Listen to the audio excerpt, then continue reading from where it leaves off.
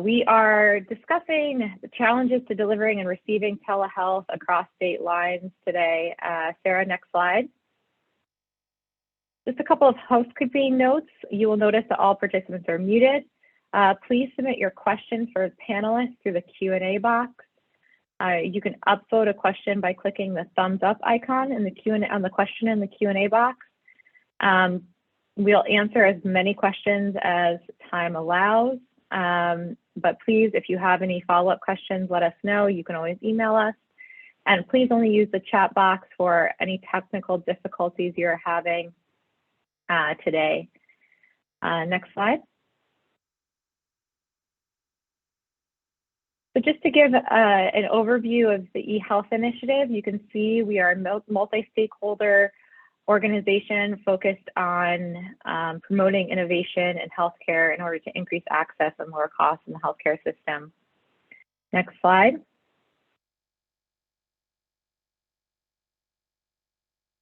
I just wanted to quickly, before we dive into the subject of today's webinar, I just wanted to quickly plug an upcoming digital or virtual event that we have, our Digital Health Equity Summit.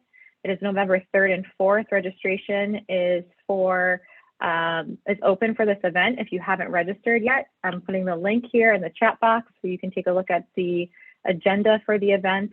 And you can also register via that link. Again, if you are putting your questions in the chat box, please copy them over to the Q&A box. I will not be monitoring the chat box throughout the webinar. Next slide. Okay, I just wanted to say at the start of this webinar, there are a lot of issues related to telehealth.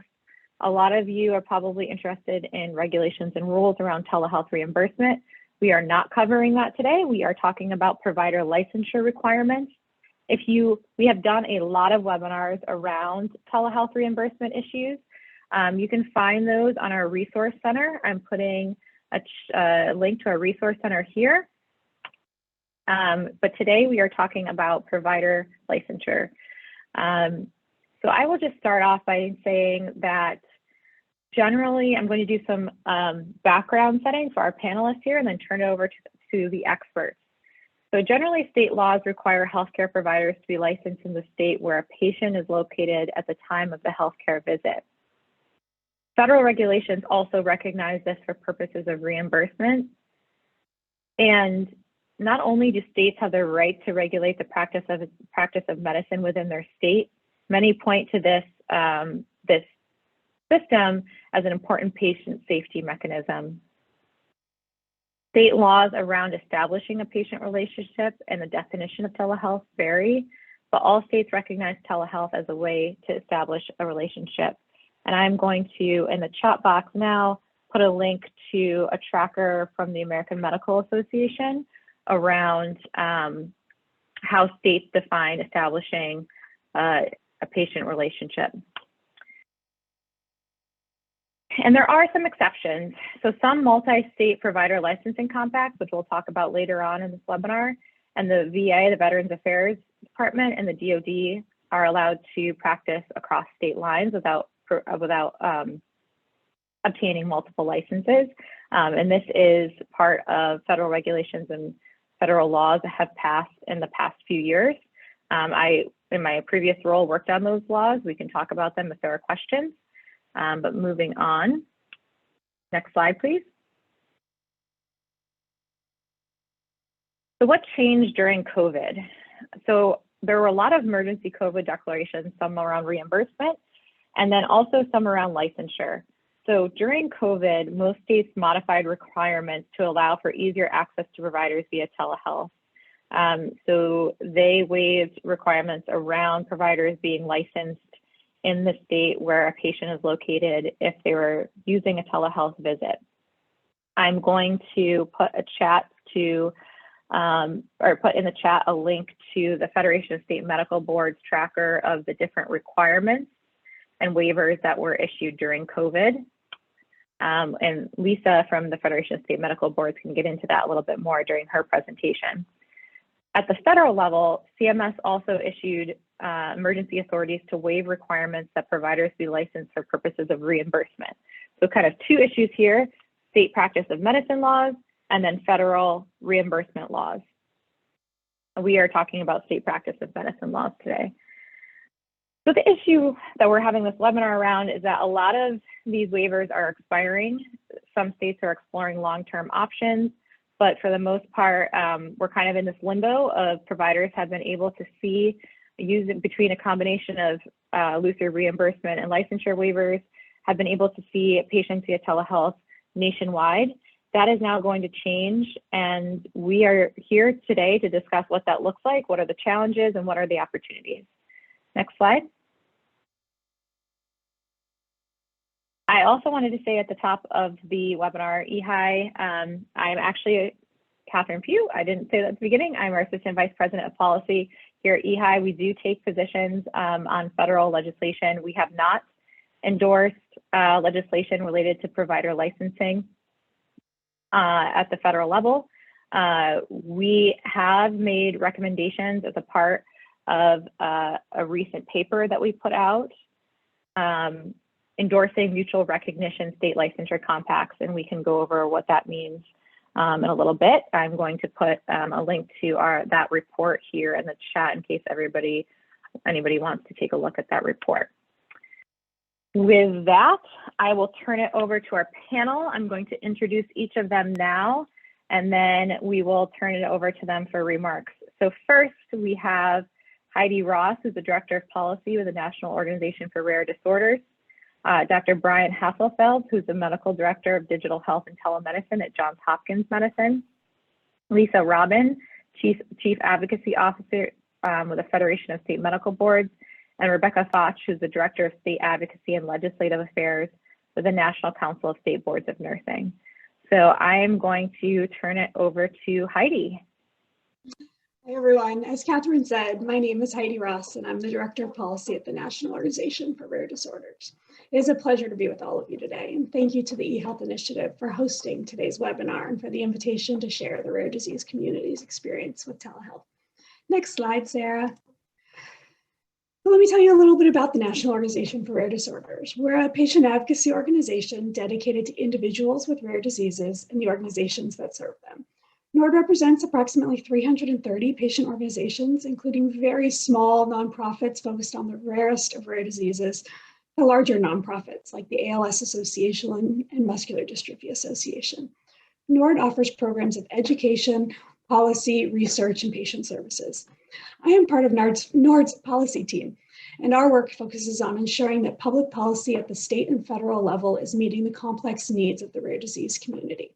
At the federal level, we work closely with HHS, FDA, CMS, and NIH, as well as Congress. At the state level, we work closely with legislators, state Medicaid programs, and departments of health. And we don't do disease or treatment-specific advocacy work, but rather work to improve public policy for all rare disease patients. This means advocating for comprehensive, affordable Medicare, Medicaid, and private health insurance coverage to ensure rare patients have access to necessary providers, diagnostics, and treatments. And as the last 19 months has shown all of us, telehealth has become a critical component to our healthcare system and therefore a critical component to NORD policy work. Next slide, Sarah. So what is a rare disease? A rare disease is a disease or condition that affects less than 200,000 Americans, and there are around 7,000 known rare diseases. However, it is estimated that 1 in 10 Americans have a rare disease. So taken together, rare diseases really aren't that rare. This is why NORD's motto of "Alone we are rare, together we are strong" really resonates within our community. However, there are several common obstacles that the rare disease community faces, including the fact that 90% of rare diseases lack an FDA-approved treatment for that specific condition. Next slide. Another common obstacle that rare disease patients face is that they often struggle to find healthcare providers with expertise in their condition. And that's why so many rare disease patients have what we call a prolonged diagnostic odyssey. It usually takes 5 to 7 years for a rare disease patient to get an accurate diagnosis. Patients and their caregivers often spend a huge amount of time, energy, and money to try and get that diagnosis. And for patients without the ability or resources to hunt for a knowledgeable provider, they have a really hard time managing their complex health needs and can struggle to achieve good health outcomes. And even when you do find that fantastic, knowledgeable provider, having to travel across the state or across the country to see them can be a huge and often insurmountable burden. A recent survey conducted by NORD found that 40% of rare disease patients travel more than 60 miles for their routine care. What we don't know is who missed out on optimal care because they weren't able to travel to see the right healthcare provider for their condition. So NORD sees telehealth as a critical tool to advance health equity and improve health outcomes, especially for patients. Next slide. Another common obstacle is that rare disease patients have complex health needs that often require regular contact with healthcare providers to be adequately managed. And COVID-19 has proven to be extremely disruptive to rare disease patients and their loved ones, particularly for those that are immune compromised. Our COVID survey results found that almost 80% of patients have experienced canceled medical appointments and 32% reported challenges accessing medical care. At the same time, 88% of patients offered a telehealth appointment accepted it. Given the challenges and burdens associated with having a rare disease, it's not surprising to see the very positive outcomes to the expansion of telehealth services, where 92% of patients who had a telehealth appointment said it was a positive experience, and 70% indicated they would like to have the option of telehealth for future appointments. Next slide. Recognizing the importance of telehealth to our rare disease community, NORD worked with our policy steering committee and our advisory committee to develop telehealth principles to guide our policy engagement on telehealth, both for the short term in light of the global pandemic and the long term once the threat posed by COVID to our rare disease community finally abates. Our principles are highly focused on ensuring patient access and choice around telehealth, and in particular, principle number 1 states that all patients should have equal and effective access to telehealth services. NORD believes an important component to achieving this is to ensure that clear pathways for state licensure are available to ensure patients can be seen by out-of-state providers via telehealth when appropriate. Next slide. The state and federal emergency declarations and waivers that Catherine mentioned at the start of the COVID-19 pandemic have really helped rare disease patients manage their complex health conditions from the safety of their homes. And I know that Lisa Robin from the Federation of State Medical Boards will discuss these waivers and declarations a bit more in her presentation, but NORD was thrilled to see basically all states adjust their licensure requirements, which has enabled broader telehealth services across state lines for the first year or so of the COVID-19 public health emergency. And this was so important to rare disease patients who were accustomed to having to travel significant distances, often across state lines, to see a provider with experience in their condition, but it was no longer safe or feasible for them to do so. These adjustments allowed them to manage their health conditions with the guidance from their health care providers without taking on the risks associated with COVID exposure. However, each state made their own adjustments and often on their own timelines, which led to and continues to result in a lot of patient and provider confusion. The COVID-19 pandemic remains a very real threat to the rare disease community, and NORD is hearing a lot of frustration from patients who last month might have been able to see their provider working in a different state via telehealth, but now cannot. One of NORD's own staffers had to travel across state lines to the state where her provider was licensed and sit on the side of the road for her telehealth visit because her state's licensure adjustments had ended the previous week. Sadly, her story isn't unique in the rare disease community, and NORD continues to hear of these challenges from a variety of patients. Next slide. So what's NORD doing to address this? We see this as a short and long-term problem, and so NORD has in the short term endorsed Senator Murphy's TREAT Act, which is this temporary solution to state licensure challenges for the duration of the COVID-19 public health emergency. This legislation would allow any healthcare professional in good standing with a valid practitioner's license to render services, including telehealth, anywhere for the duration of the COVID-19 pandemic. Sadly, this smart, reasonable solution doesn't appear to be politically feasible, as Congress seems loath to federalize licensure, even in the midst of an actual pandemic. Next slide. So NORD is looking at the state level, and we are currently partnering with the ALS Association and the Alliance for Connected Care to send letters to all 50 state governors, urging them to ensure patient access to out-of-state providers, both during and after the COVID-19 pandemic is maintained. We're asking governors to work with their state legislators to maintain and expand medical licensure flexibilities for the duration of the federal public health emergency, or reinstate licensure flexibilities if they have expired. And then we're also asking them to implement new flexibilities to better address patient needs during and after the pandemic, such as joining the Licensure Compact if they are not already participating. This is an organization level sign-on letter, but we'd encourage you, if you are leading an organization, to sign on. Right now, we have almost 200 organizations that have signed on, and it includes provider groups, hospital systems, and dozens upon dozens of patient advocacy organizations. The deadline to sign on to this letter is this Friday at the close of business, and you can email me, and I'll drop my email in the chat box after I'm done presenting, or Casey Osgood from the Alliance for Connected Care for more information, or to learn how to sign your organization onto this letter. Next slide. So longer term, this is a really exciting time as we look to take the lessons we have learned in the crash course that I know I got on telehealth over the last 19 months, and we start to transition to what we want the long-term future of telehealth to look like and achieve. We're excited to see the number of states participating in the Interstate Medical Licensure Compact and other provider compacts growing. We urge all states to consider joining the various licensure compacts, and for providers in participating states to utilize it to facilitate patient access to their services. This is really important for rare disease patients. But we know that these compacts aren't perfect, and the requirements associated with meeting licensure in each state can be significant. But these compacts do help streamline the process, and they enable patients to be seen by their providers, which is so critical. And at the federal level, there are a couple of bills that we are tracking at NORD. So NORD supported the ACE Kids Act, which was signed into law in 2019, and it gives states the option to create medical homes for children with complex medical conditions that are enrolled in their state's Medicaid program starting next October. The law also requires the Secretary of HHS to issue guidance to state Medicaid directors on the best practices relating to the use of out-of-state medical providers, provide care for children with medically complex conditions, coordinating those children's care in both emergency and non-emergency situations, reducing the barriers to receiving out-of-state care, and processing and screening providers in the child's home state Medicaid plan. NORD has also endorsed the Accelerating Access to Kids Care Act, which seeks to streamline Medicaid provider enrollment processes by creating a limited, voluntary federal screening process and enrollment pathway for providers treating children on Medicaid.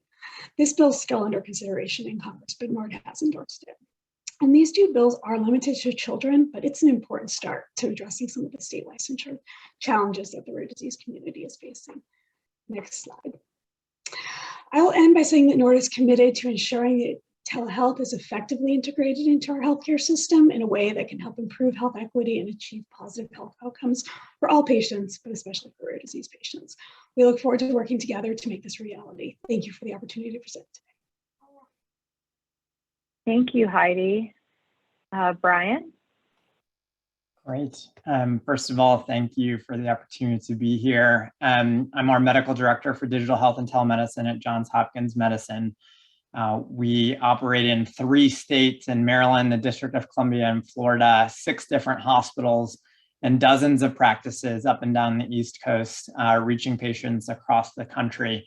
I wanted to give the larger health system perspective on what it's meant to us as providers to be able to connect with patients throughout the pandemic and hopefully beyond. I'm an internist and pediatrician. I practice primary care here in Baltimore City, caring for both adults and kids across our primary care landscape. So on our next slide, we'll dive into just some volume data here to show from the health system side. We certainly agree with Heidi.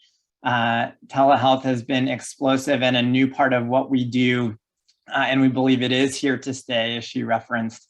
Though we've seen some decline in overall telehealth volume, going from nearly 100,000 visits in a month at the beginning of the pandemic down to mid 30,000 visits per month. The important point here that we call out is it's still 500 or 600 times as much telehealth volume as we were doing pre-pandemic when it was a niche product for early adopter clinicians and patients and trying to navigate some of the regulatory complexities and using a new care delivery modality. We've seen similar numbers level off in September. we do view this as a very meaningful way to deliver care going forward. On our next slide, we then break this down to show what the differeces are between in-person and telehealth visits. So Sarah, on the next slide. We were nearly 50% telemedicine early in the pandemic, which is in blue, and in-person in orange. And while telemedicine has slowly declined, in-person volume has returned in a meaningful way. But when we add them together, we're doing about the same amount of total overall ambulatory volume as we did pre-pandemic. It's just split differently at this point, where about 20% of our overall visits are taking advantage of the fact that telehealth represents convenience and ease of connecting with clinicians over a greater amount of distance. All the things that Heidi called out that are important to her organization are important to all patients. Saving time, trying to navigate childcare, time off work, distance traveled, paying for parking, all apply to every patient. And we're seeing some real staying power, some stickiness to that volume. And we do believe that there's long-term trajectory here to this split. On the next slide, we can see here by percent telemedicine across our departments. So an important lesson here that telehealth is not applicable to just one type of care. Yes, on the left-hand side, psychiatry, our mental health department, is showing a very high percentage of telehealth over the last few completed quarters, beginning in winter of calendar 2020 through mid-2021. But some other areas come to the top that maybe surprise folks. Our neurology and neurosurgery departments are our third and fifth largest percent telemedicine as a total percentage of their ambulatory volume. So why might that be? Some real practical aspects and practical benefits of how we can keep patients safe kind of come out in thinking about neurology. In our own primary state of Maryland, you cannot drive for 6 months after a stroke. A lot of post-stroke follow-up is functional, history taking, medication compliance.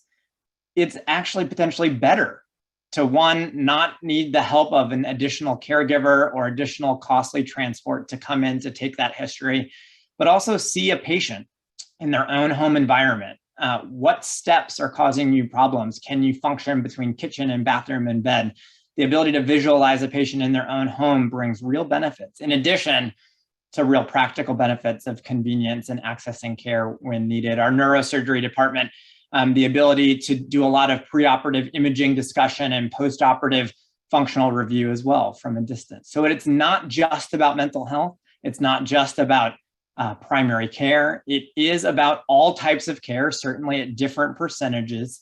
And you never know when a particular question across a different type of discipline may be best suited for a different modality. In the same way that we really don't know ahead of time when patients come into the office if they'd be better suited through a different modality, like we need to go to the urgent care facility or the emergency room or stay here in the office. We now have a new weapon in the arsenal, a new modality that when used clinically appropriately underneath a clinical judgment can be deployed across specialties and across disciplines.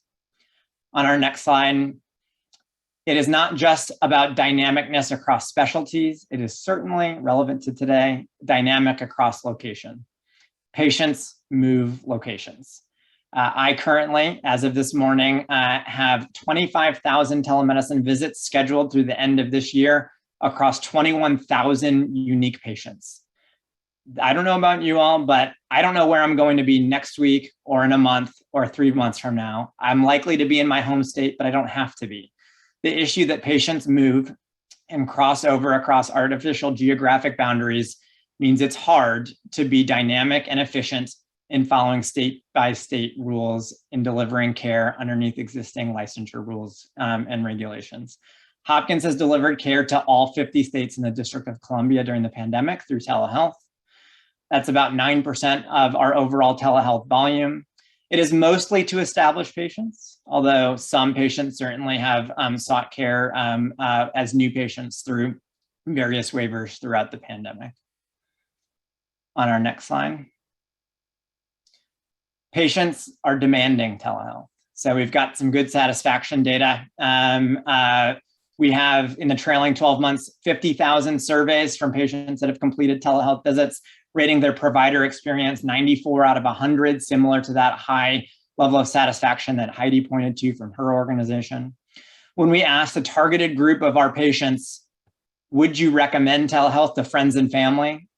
Median response 9 out of 10, 10 out of 10, extremely likely. And most importantly, when we asked those patients, how important would it be to have video visit options after the pandemic? 88% stated moderately to extremely important. On the provider side, on the next slide, our providers, we've had 3,600 providers of all types, physicians, nurse practitioners, physician's assistants, nurses, social workers, psychologists, therapists, physical therapists, occupational therapists, genetic counselors, complete telemedicine over the previous 12 months from March of 2020 to March of 2021. We got over 1,300 responses from those providers. We started to ask some specific questions to gauge what is telemedicine going to be from your perspective, healthcare workforce going forward. How often do you feel you can provide clinically appropriate, high quality care via telemedicine in comparison to in-person visits, broken out by new and established? Median 31% of the time, established median 70% of the time. Of course, telemedicine is not come all, come one solution for every type of clinical question underneath the sun, but it is appropriate for some new patients and many established patients. And just like my own decision as an internist, as a pediatrician to choose, I think I should go to the emergency room, I think I should see you in the office, I simply now have another clinical choice. What percentage of your scheduled template? Well, how much telemedicine do you want to offer clinicians across Hopkins going forward? Median response, 30%, a little bit above actually where we have been over the last few months at 20 to 25%. So on our next slide, it will be more than just about the dynamicness of patients. In addition, providers move and move locations. These red boxes got a little bit moved here in our slide incorporation, but the left-hand side shows where would you like to conduct telemedicine from, healthcare provider at Johns Hopkins Medicine, and you could select any of these locations at your own home or an off-site location, at our clinical location on campus, or from an office somewhere else on the Hopkins campus. Number one response was home, off-site. And when we asked, would you like to deliver virtual only sessions when you're doing telemedicine, or would you like to mix and match, do some in-person and virtual together? The number one response was dedicated virtual only. Obviously that goes with delivering care off-site and on the home. So now we have providers delivering care from many locations, and we have patients consuming care from many locations, acknowledging that licensure is driven off of patient location. We still are acknowledging that everything about this equation is dynamic. People move, people can be anywhere. And just like the rest of the economy, we feel healthcare should function interstate. On the next slide. So this just re-highlights some of the existing state rules that Catherine highlighted in her initial comments and Heidi expanded on, but we'll kind of convey some of the complexity here. So pre-COVID, like we said, we all know the rules. States have the power to license and regulate healthcare professionals in their states with limited federal involvement. And any healthcare professional needs to be licensed where the patient is physically located. As we said, waivers throughout the pandemic created some flexibility, but I'll tell you, our internal reference document became 50 pages long. So imagine those 25,000 patients scheduled over the next few months, and they're going to be anywhere. Patients can be anywhere, they can be dynamic.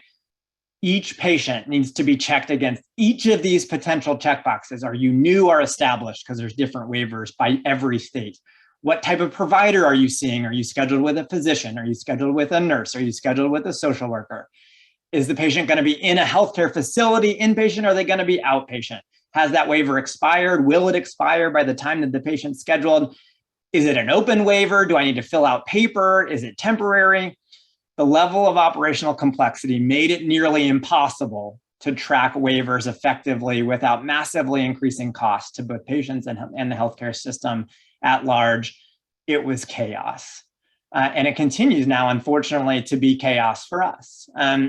As states have rescinded many waivers and some have put them back in place, it has become continually difficult to track that chaos throughout the pandemic. And in other areas of healthcare, we've acknowledged the chaos of a once in a generation pandemic, hopefully. We've created pathways for emergency pathways to make things easier for providers and patients. And so like Heidi, Johns Hopkins Medicine is certainly supportive of the TREAT Act that would acknowledge that licensure is good. We want licensed providers, acknowledge that states should discipline, but also allow states to trust other states. If you're licensed in one state, have the reciprocity to be able to practice in other states during this period of emergency. Because that's what we do when we are faced with a unique period of emergency. And we agree that that's a good potential approach. Temporary, but good. We agree that our veterans are an important patient population. Johns Hopkins is in the National Capital Region. We care for many veterans, and caring for veterans is an important part of what we do, an important part of our mission. And we think the VA and the DoD has it right, that veterans seeking care and the Veterans Affairs Association can receive care from a clinician licensed in one state, no matter what state they're in. We also think that Congress made a unique step in the Sports Medicine Licensure Clarity Act, allowing traveling sports physicians with sports teams to be able to care for their athletes, no matter what state they travel to.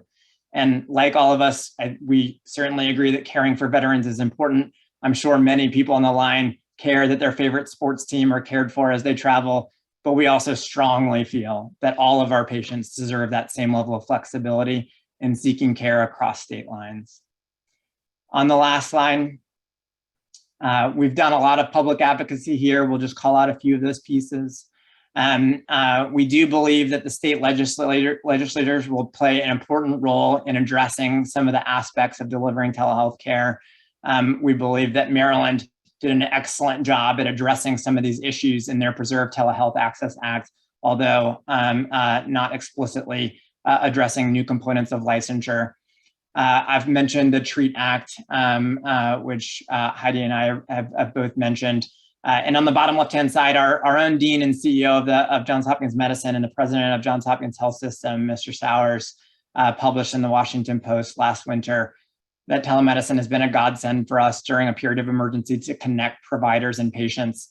But again, the chaos of interstate rules and waivers has really gotten in the way and made it difficult. And I expanded on that argument in the bottom right in the Hill with a colleague from Ascension.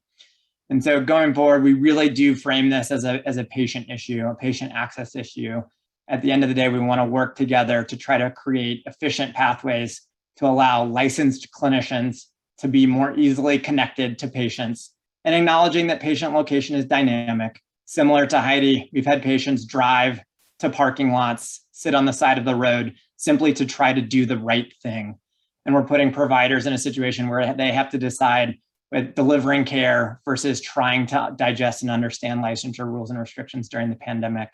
So we look forward to new and innovative solutions and are a proponent of reciprocity, similar to what our nursing colleagues have, which I'm sure we'll hear more about.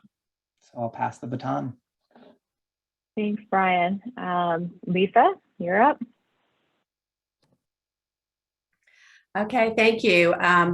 I do, as my other panelists said, I appreciate the opportunity to be here today and talk a little bit about what states are doing, as well as an update on the Interstate Medical Licensure Compact. So next slide, please. A little bit about the Federation of State Medical Boards. We are a national nonprofit organization and our members are the 70 state medical and osteopathic boards across the United States, the territories, and the District of Columbia. Our mission is to support our boards in protecting the public through their role in licensing and regulating the more than 1 million physicians, the majority of physician assistants, and other health professionals. We offer a variety of services, policy work. I'm Chief Advocacy Officer, and I lead that effort. So we do policy documents to try to work toward harmonization of requirements throughout the country on various topics, telemedicine being one of those. We also look to our boards to identify regulatory best practices. Next slide, please. The Federation is unique in that it has a database of all licensed physicians and physician assistants in the country. This data, we have a variety of sources that feed into this database.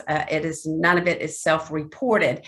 This is really valuable because it supports research efforts, but it is also really valuable in efforts to facilitate license portability throughout the country. Next slide, please. And next slide. The Federation for decades has been interested in harmonizing requirements, giving best practices, and looking for ways to make it easier for physicians to get licensed in multiple states. That began in the 1950s with a Model Medical Practice Act. The Medical Practice Act in every state gives the authority to the boards to regulate the practice of medicine. And I will say the only authority they have is to regulate the individual, not systems or, but just the individual. And the individual then is accountable for making sure that the patients that they're using telemedicine, that is the appropriate condition, as well as being aware and compliant with HIPAA requirements and other confidentiality requirements that may be at the state or federal level. Moving forward, we have one exam that all MDs take, the USMLE. The DOs have another examination, the COMLEX USA, but there are only 2 exams accepted for licensure in the country. We have a credentials verification service that every state accepts for the purposes of licensure. We've also have a uniform application since 2008 that many states use that makes it much easier for physicians to apply in multiple states. And this really culminated in the Interstate Medical Licensure Compact, where medical boards got together recognizing that we needed a mechanism to make it easier for physicians to practice in multiple states and try to eliminate many of the redundancies and the administrative burdens of making multiple applications. Next slide, please. So the Interstate Medical Licensure Compact became operational in 2017. It is different than many of the other compacts, and particularly in the nursing compact. It is not a mutual recognition compact. Each state issues a license. However, the license is issued based on a state of principal licensure where the state of principal licensure verifies eligibility, issues a letter, and then automatically the other states that the physician is applying to get licensed in issues the license. Currently, there are 33 states, the District of Columbia and Guam, that have enacted this model legislation. We had legislation introduced in 2021 through the pandemic. I think it certainly was a stimulus for other states to adopt, including large states like Texas and Ohio. Next slide, please. So we believe that about 80%, at least 80% of the physicians in the country would be eligible to apply for licensure via the compact process. The requirements are they would have graduated from an accredited medical school, have passed the licensing examination within 3 attempts, completed approved graduate medical education, and at the time of application that they hold specialty certification or a time unlimited specialty certificate from either the American Board of Medical Specialty or the American Osteopathic Association.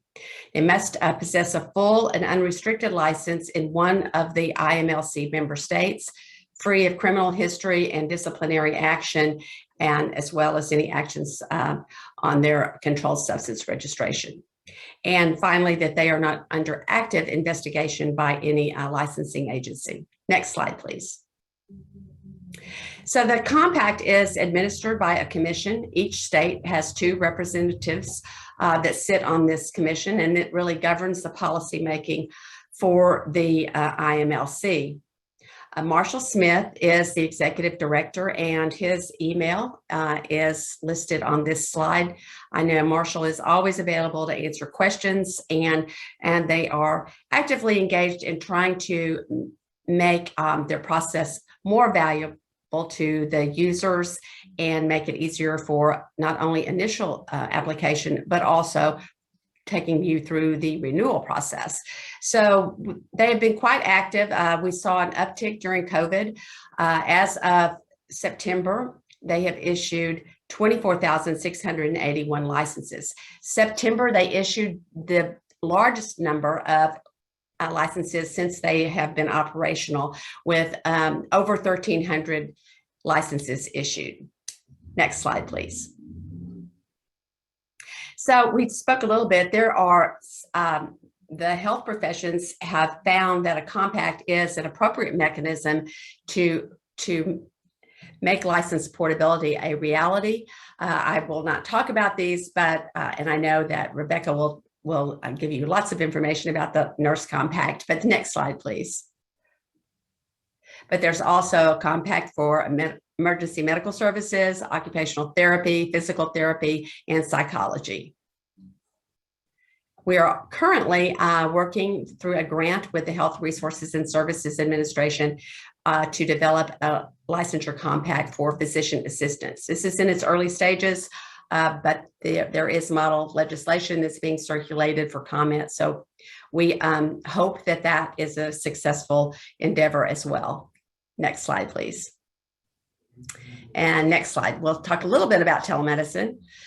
As was mentioned earlier, we saw all the states really issuing emergency orders that included waivers for licensure waivers.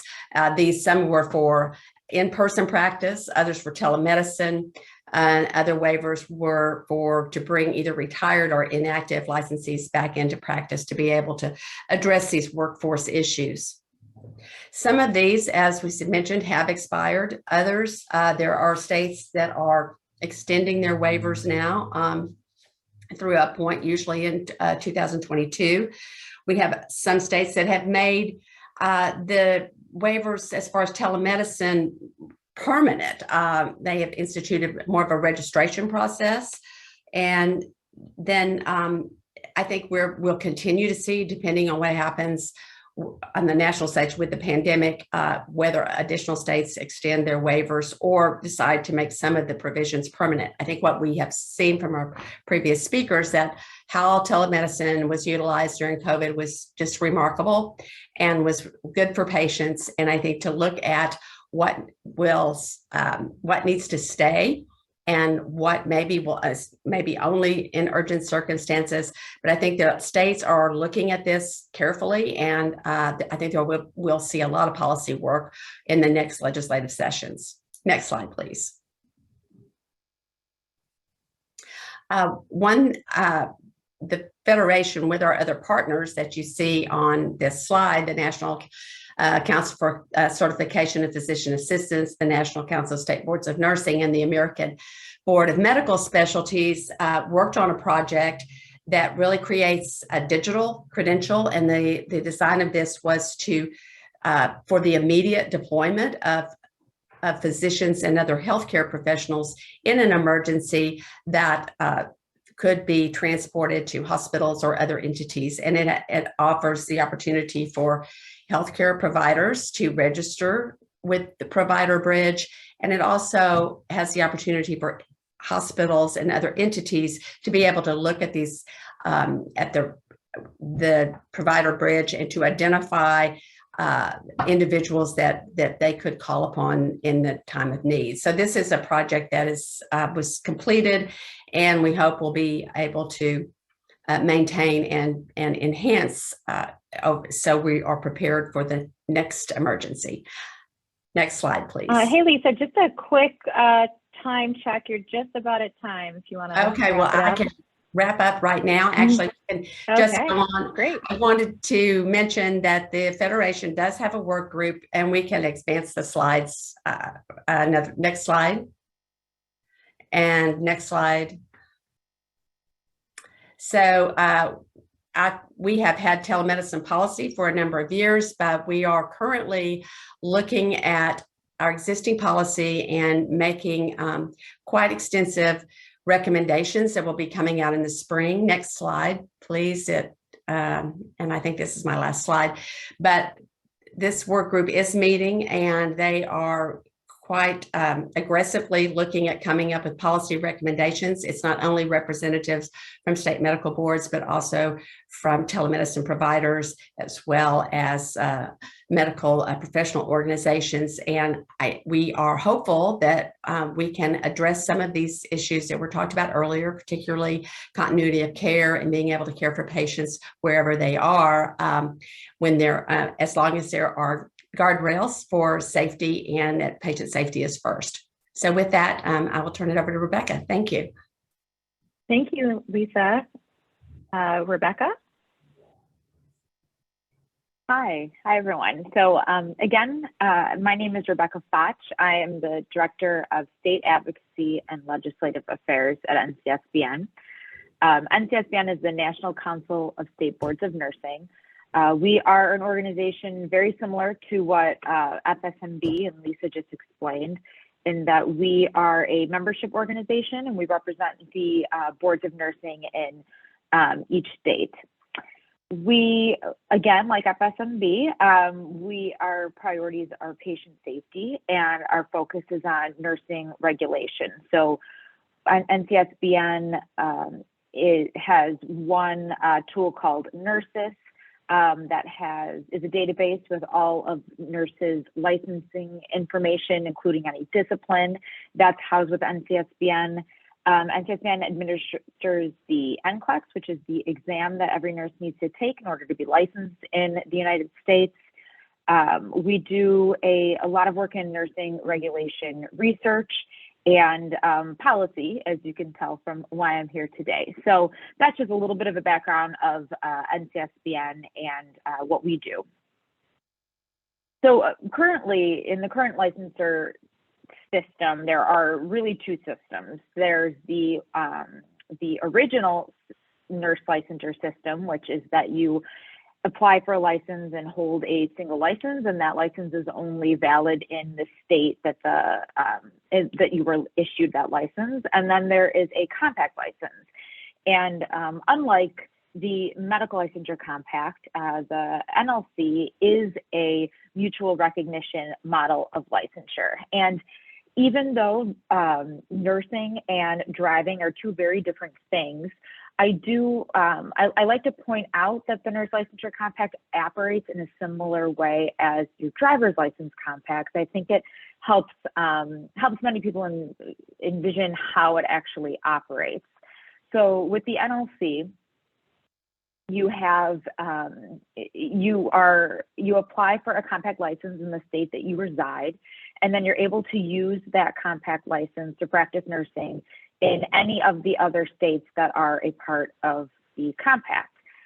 So there is no additional application, no additional waiting period. If you want to practice in those compact states, you're able to immediately cross state lines, whether that's physically or via telehealth, and provide care to the patients as long as they are in a compact state. So similar to when you are 16 and you apply for your driver's license, or if you move to a new state and you apply for your driver's license, it's the state where you reside that is issuing that driver's license, but you're able to use that license to drive in any of the states without having to stop and check in or notify of anyone that you are driving in that state or anything of that nature. The compact has a commission similar to FSMB. The Compact Commission, though, does not deal with any discipline or licensure. So all licensure and discipline remain at the state level. So, as I said, if you were a nurse working in, we can use Texas for an example. Texas is a compact state. You would apply for your Texas compact license through the Texas Board of Nursing. You must meet 11 licensure requirements in order to acquire a compact license. These are requirements that almost every state already does require, with the exception of a criminal background check. Not all states require a federal criminal background check to get a nursing license, but the compact does require that. So if some of the other licensure requirements are, graduation from the board-approved nursing program, passing the NCLEX, passing the nursing exam. So I have, So as I said, most of those requirements are already in a part of the laws in our nursing practice acts of each state. But now that they're outlined in the compact, so that every state can be ensured that the nurses that are compact nurses that are practicing in their state have met these requirements and are competent to practice, if you will. The discipline process also remains at the state level. The State Board of Nursing that issued the nursing license the compact nursing license is the only board that can then discipline the license. The other compact states can discipline something called what we call the privilege to practice in their state. So if there was an incident that occurred in a state where the nurse was not issued her compact license, that state, we call it the remote state, that state would be able to revoke that nurse's privilege to practice in that state. So all states still retain control as to who can and cannot practice in their state, of course, within the outline of due process laws as well. The compact currently has been enacted in 38 states and territories. So it's actually 37 states and 1 territory. It was enacted in Guam. Lisa, I saw that you had in your presentation that it was also enacted in Virgin Islands. I wish it was, and I think we're very close to that. I'm hoping by the end of the year it will be, but we're not quite there yet. But there are 38 states currently practicing within the compact, and the NLC was the first healthcare compact to come into existence. So it has been around and has been operational now for over 20 years. So there is a long, successful track record there as well. So I want to also briefly mention about, the Aprn Compact. It operates in the same way as the NLC. It is a separate compact for advanced practice registered nurses because they do have a separate license from an RN. And the big differences with the Aprn Compact versus the Nurse Licensure Compact is with the Aprn Compact, there is a 1-year waiting period before a nurse can receive a multi-state license. This period was included in the compact due to differing state laws regarding transitions to practice. So transitions to practice for advanced practice nurses mean that they are, in many states, APRNs need to practice under the supervision of a physician before they're able to practice independently. And so that's the reason that was in the waiting period was embedded into the compact. Catherine, am I being cut off? Politely, I just wanted to leave a few minutes for questions. So if you just wanted to make a last remark. Yeah, so I just wanted to, just really quickly talk about how I think oftentimes when we think of telehealth, we think of physicians. We don't think of nurses, but there are, so many ways that compacts benefit nurses in regards to, yes, physical mobility. That's, particularly with COVID, we saw a big need in travel nursing to kind of get those ICU nurses in to COVID patients. However, it's, it also, nurses do a lot of work in for insurance companies and, for nursing triage, call center triage, as well as remote monitoring, telephonic care for pre-op and post-op. So there are a lot of opportunities for nurses to take advantage of telehealth, and they are in larger numbers. That's growing every day. So just wanted to throw that in as well. Great, thank you, Rebecca. I'm going to invite all panelists now to join via video again. And I wanted to say we have a lot of questions in the Q&A box. We're all available for follow-up. There are a lot of questions around other providers not represented on the webinar today. Rebecca and Lisa are experts on medical provider, physician licensure and nurse licensure. There are other regulatory boards Lisa mentioned. You can visit their websites for specific rules related to other providers. We had a couple of questions here in the chat box, a couple of themes I wanted to get your input on. First of all, what do you all, I think I want to kick off the questions with this. What do you all think is the future of provider licensure post-COVID-19? Anyone can jump in. Lisa, I'll go to you because I know you mentioned state laws are already kind of taking shape on this. Well, I do believe that COVID-19, what we found is that multi-state practice is what is a benefit that we are looking to provide access to patients. And I think that we will get, hopefully, all the states to adopt the compact. There may be some, I think you're seeing some movement. States are approaching telemedicine specifically that I think you will see, we're already seeing it. Your trend in some states that are a registration process. And so I think that these types of things can work hand in hand with the compact. The compact is meant to allow physicians to move physically or by telemedicine. And so these other options that states seem to be putting in place, that I think that those will be complementary.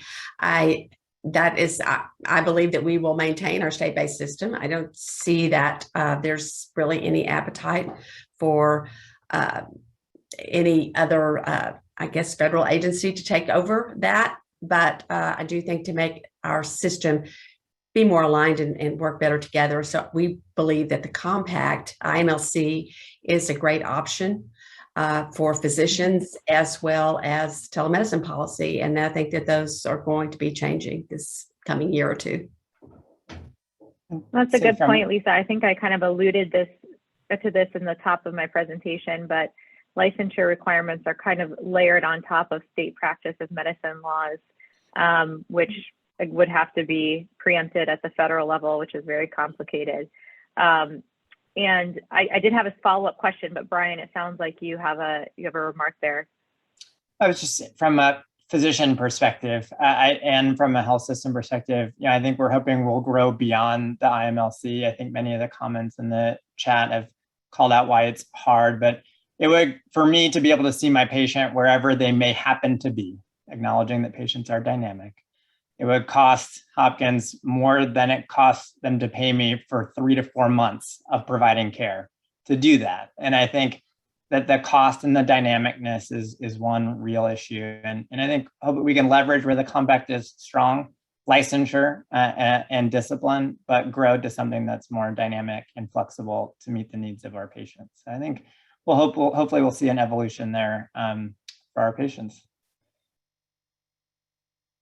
That's great. And I think maybe Rebecca, you could also answer this, but I'm interested, there are some questions around here on enforcement. What has enforcement of bad actors, there's been all these waivers during COVID. What have been enforcement? Has there been enforcement against bad actors during these waivers? How do the waivers take that into effect? And moving forward, there was actually a question in here, do not recommend doing this, but there was a question in here, is if a waiver expires and someone were to practice telehealth without a license in the state where a patient is located, what happens at that point?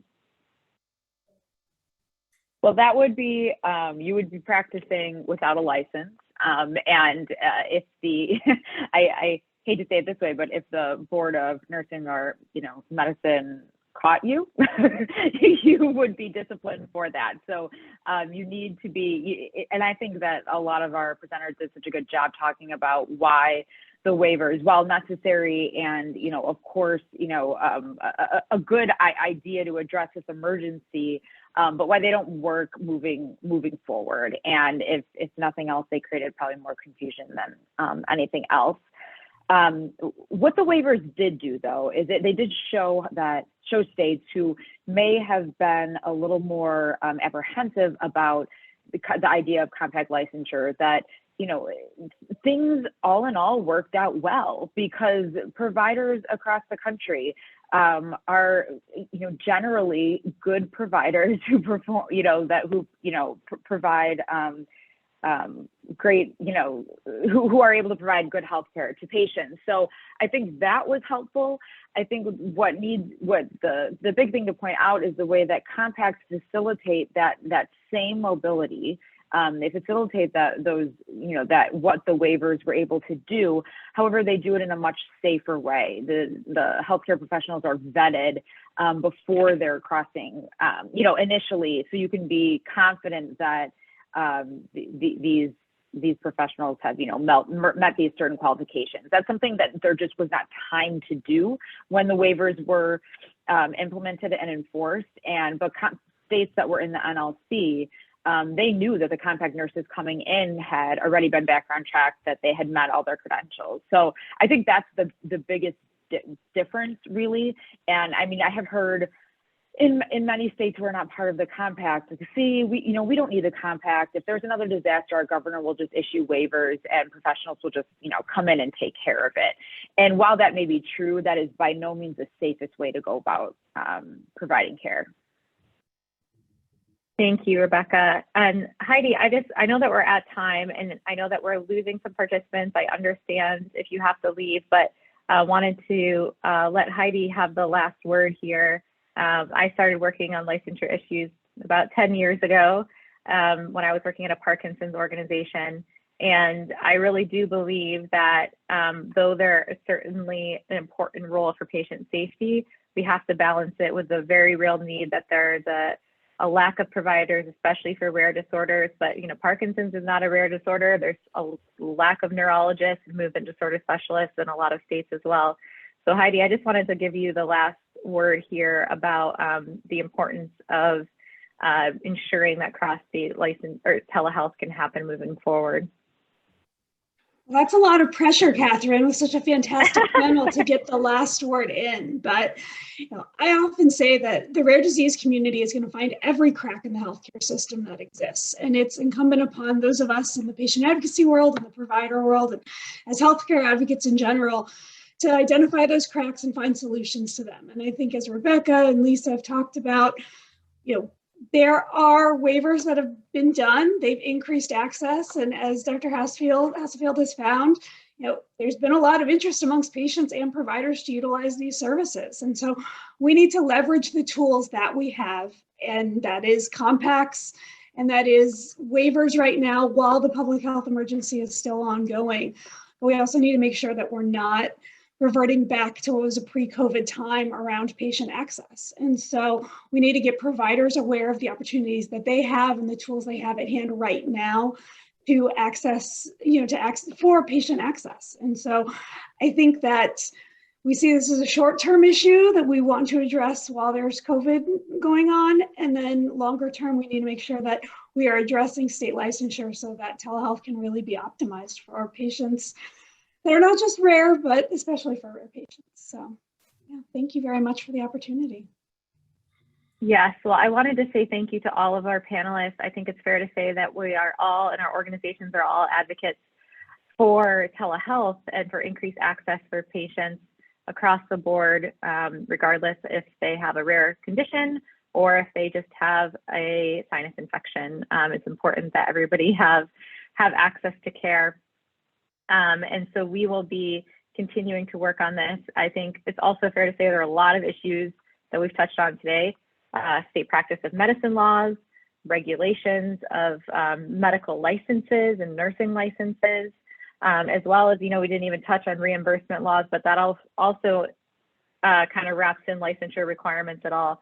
So we will be making the recording of this available, as well as the slides. And if you have any questions, feel free to follow up with any of us, and we will be in touch and happy to provide resources. So thank you all for joining today. Thank you to Rebecca, Brian, Heidi, and Lisa. And we look forward to talking to you all soon.